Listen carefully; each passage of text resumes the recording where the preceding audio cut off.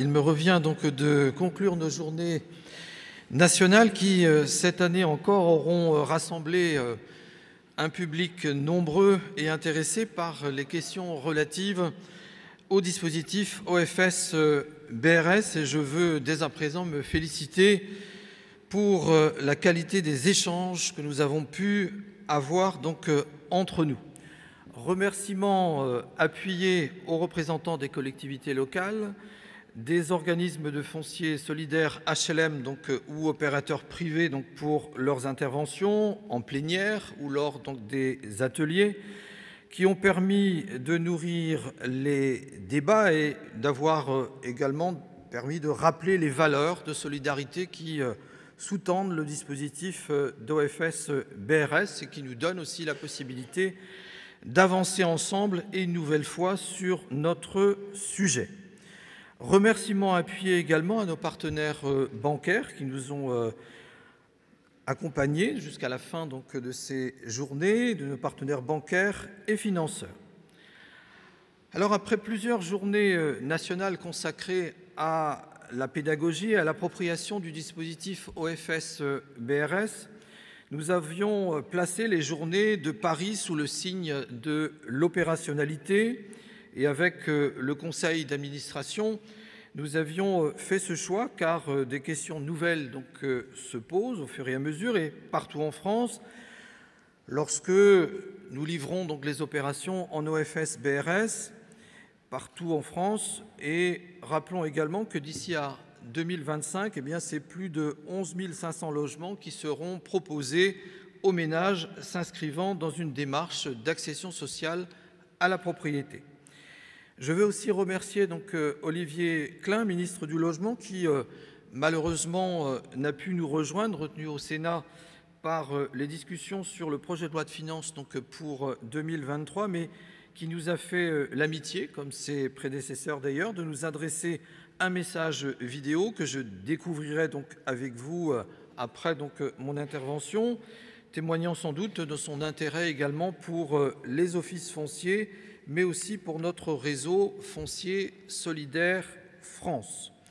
Nous aurons l'occasion d'échanger prochainement avec lui afin d'évoquer les propositions de notre réseau. L'opérationnalité était le thème de nos journées. Elle doit aussi devenir la marque de fabrique de l'action gouvernementale, car comme le soulignait Olivier Klein il y a encore quelques jours dans la presse, je le rappelais déjà hier, il y a une urgence à agir pour que le logement ne devienne pas la bombe sociale de demain. J'ai bien noté que dans le cadre du Conseil national de la refondation, une journée a été consacrée au logement, que des ateliers vont se mettre en place. Très bien, mais en réalité, il y a maintenant longtemps que nous connaissons les actions à développer dans le domaine de l'accession, du logement social ou du logement tout court. Le quinquennat précédent, je veux le rappeler, a été riche de rapports et de conférences sur le sujet, conférences de consensus dès 2017, rapport Laglaise sur les coûts du foncier, rapport sur la qualité du logement social, puis du logement dans son ensemble, contribution de plus de 400 propositions citoyennes autour de Madame Wargon et de l'intitulé « Habiter la France de demain », rapport du maire de Dijon dans le cadre de la commission pour la relance durable de la construction de logements, et je n'oublie pas la Cour des comptes qui s'est invitée dans le débat en publiant il y a quelques mois un autre rapport intitulé « Restaurer la cohérence de la politique du logement en l'adaptant aux nouveaux défis ». La matière est donc là et il faut maintenant, et j'insiste là-dessus, passer aux actes. Le ministre du Logement a laissé entendre qu'il souhaitait être le ministre du parcours résidentiel. Eh bien, ça tombe bien parce que nous sommes un acteur de ce parcours résidentiel. Il faut nous aider, Monsieur le ministre, à l'être encore davantage. Et pour ce faire, le bureau de Foncier Solidaire France, après avoir entendu les préoccupations qui se sont exprimées pendant ces 2 journées, souhaite en clôture rappeler les attentes principales des offices fonciers solidaires. Elles sont, à mon sens, au nombre de 5, et en tout cas c'est ce que j'ai entendu. Elles sont au nombre de 5, très diverses et de nature différente, mais toutes sont importantes pour les offices fonciers et elles vont constituer notre feuille de route pour 2023. La première est un appel aux collectivités à se doter de véritables politiques foncières permettant de réguler les charges foncières, donnant à nos organismes la possibilité de fabriquer, en adéquation avec les capacités de paiement des ménages, des logements en bail réel solidaire.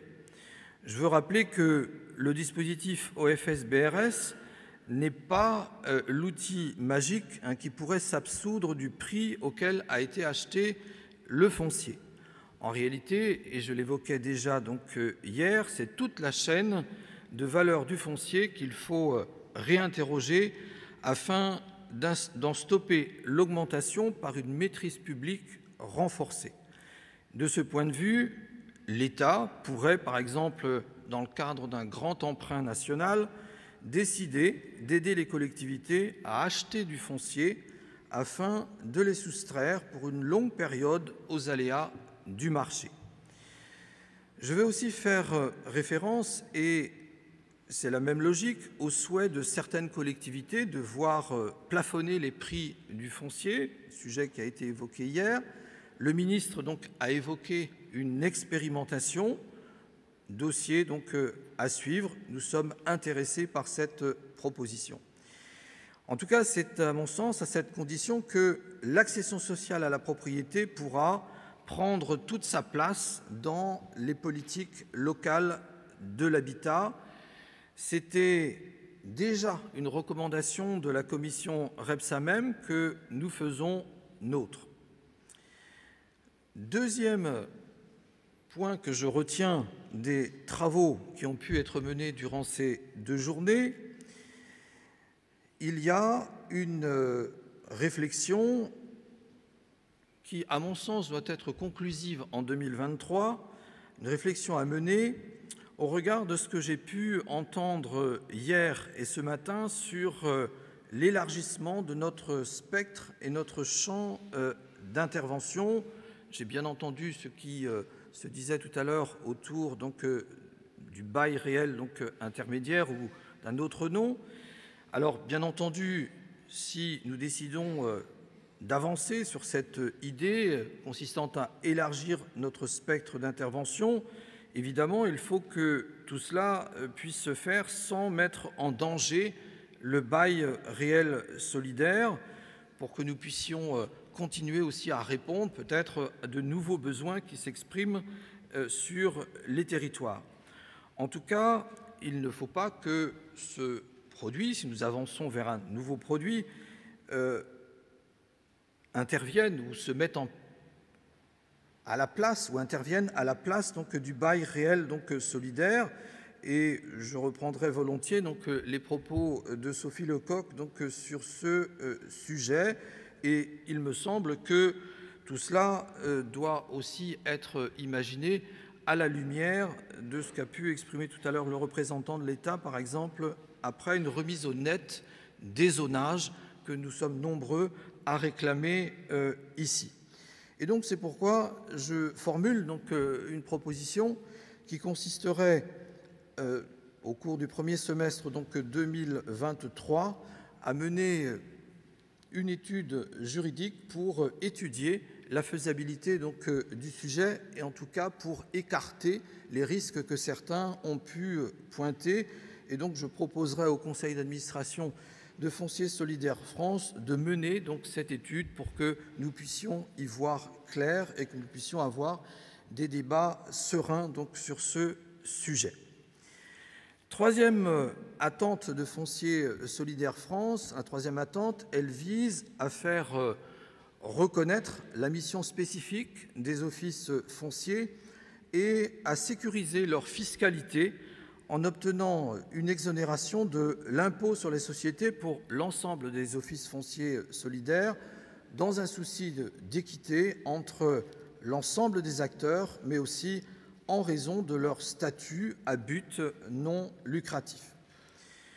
Quatrième attente que le réseau pourrait porter en 2023, la quatrième attente porte sur la nécessité de réguler l'octroi des agréments OFS, aujourd'hui accordés souvent sans réel discernement par l'administration et sans vérification de la pertinence sociale et économique des porteurs de projets, mais qui peuvent être de nature à susciter des situations de concurrence sur certains territoires.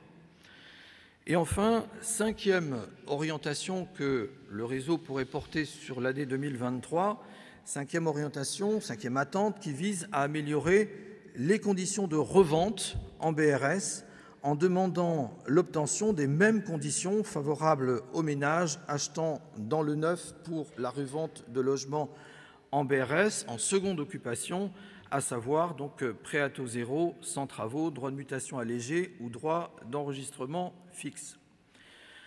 Au-delà de ces attentes, notre réseau veut aussi exprimer certaines inquiétudes autour des dispositifs de soutien à l'accession sociale, à la propriété. Quel est l'avenir, par exemple, du prêt à taux zéro, qui est redevenu déterminant, on l'a bien vu dans le cadre des débats encore ce matin, au-delà de 2023, où la situation par rapport à la suppression de la prime accession d'Action Logement. De même, les plafonds du prix et le zonage qui s'applique à eux constituent aussi un des motifs d'interrogation. Enfin, notre réseau attend de la Banque des Territoires, je ne sais pas s'il y a encore un représentant de la Banque des Territoires ici, mais en tout cas c'est le principal financeur des OFS avec les collectivités locales et Action Logement. Nous attendons un soutien à la production de logements en BRS sur l'ensemble des territoires, y compris en zone B2 et C. Après tout, il s'agit là quelque part de l'ensemble des Français collectés partout sur les territoires et il n'y a pas de raison qu'elles ne puissent pas être redistribuées également partout où, et j'insiste bien évidemment, où il y a des besoins validés et reconnus. Enfin, je ne veux pas terminer mon propos sans évoquer la nécessité pour nous, Foncier Solidaire France, de mettre en place en 2023, en lien avec l'administration, un observatoire des BRS qui permettra d'avoir une attention particulière sur les conditions de production et d'occupation des logements BRS. Et donc, pour conclure, il me reste à vous remercier d'avoir d'abord répondu une nouvelle fois à notre appel, à remercier également la mairie de Paris pour son accueil, à remercier également les équipes de la Fédération des COP, Vincent Lourier au premier chef devant, mais aussi Juliette Grenier et sans doute bien d'autres personnes derrière. Je veux aussi remercier les équipes de journalistes, notamment les équipes d'AEF qui ont couvert l'événement depuis hier matin. Et je ne voudrais pas terminer mon propos parce que c'est extrêmement important. Remercier aussi les équipes techniques du son, de la lumière, qui ont rendu possible notre événement et qui l'ont rendu surtout agréable. Je vous souhaite à tous une très bonne journée et je vous donne rendez-vous à Lyon l'année prochaine. Merci à vous. Mesdames et messieurs, je tiens tout d'abord à vous remercier de m'avoir proposé d'intervenir à l'occasion de cette journée du réseau des offices fonciers solidaires. Je regrette bien sûr de ne pas pouvoir être parmi vous, mais je veux vous assurer de mon soutien à votre réseau et au modèle de logement qu'il permet de construire. Mon objectif, c'est de faire en sorte que le logement ne devienne pas la bombe sociale de demain. De rendre du pouvoir d'habiter à nos compatriotes, de les aider à construire leur parcours résidentiel. Or, le bail réel solidaire constitue l'une des briques essentielles de l'offre de logement que nous avons à proposer aux Françaises et aux Français. Le bail réel solidaire, c'est la volonté de permettre une accession sociale à la propriété moins chère à toutes celles et ceux dont les revenus le permettent, sans être en mesure d'accéder à des logements devenus de plus en plus chers. Le bail réel solidaire, c'est aussi la volonté de limiter l'inflation foncière en limitant les prix de revente du bâti et en assurant un portage de très long terme du foncier. Et c'est un modèle qui marche. Le nombre que vous êtes aujourd'hui témoigne de ce dynamisme conséquent alors que le modèle ne se développe que depuis quelques années.